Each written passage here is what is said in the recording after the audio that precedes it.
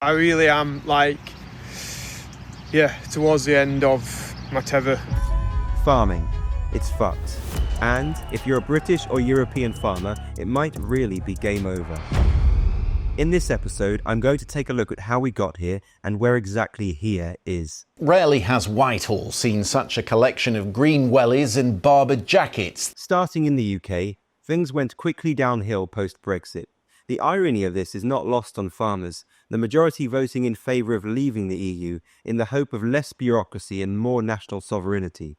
However, what they got was the ending of all EU grants and subsidies and an unsurprisingly dishonest UK government who promised a swift, smooth replacement of these with UK money, but, quote, nearly 6 years on, is still a long way behind on its commitments.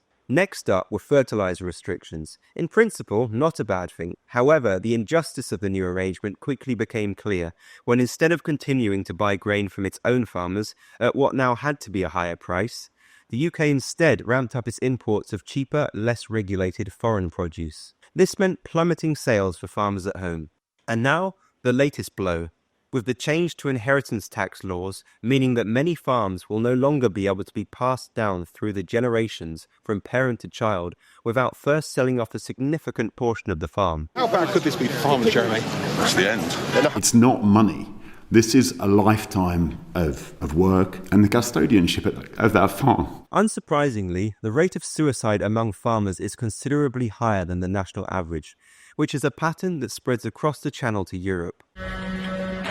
Dutch farmers in particular are experiencing immense hardship after Holland's decision to cut their livestock numbers by 30%, simply by closing down 30% of their farms, and, unsurprisingly, replacing said beef with high carbon footprint imports from faraway lands, despite the claimed motive for the closures being the environment. And a similar story plays out in other areas of Dutch agriculture, with the new regulations on fertiliser use announced in the same breath as new policy to increase imports of less regulated Ukrainian grain.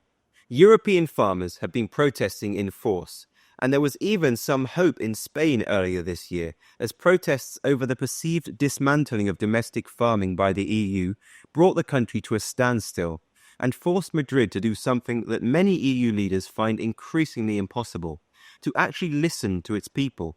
This has been quickly overshadowed, however, by the mammoth EU-Mercosur deal, which effectively gives the green light for cheaper South American meat to begin taking over European markets. And so, just as traditional manufacturing has been outsourced to China and service industries to India, so too now must food production be outsourced to South America. Underlying all of this, murmurings of World War III emphasize the importance of food security and national self-sufficiency.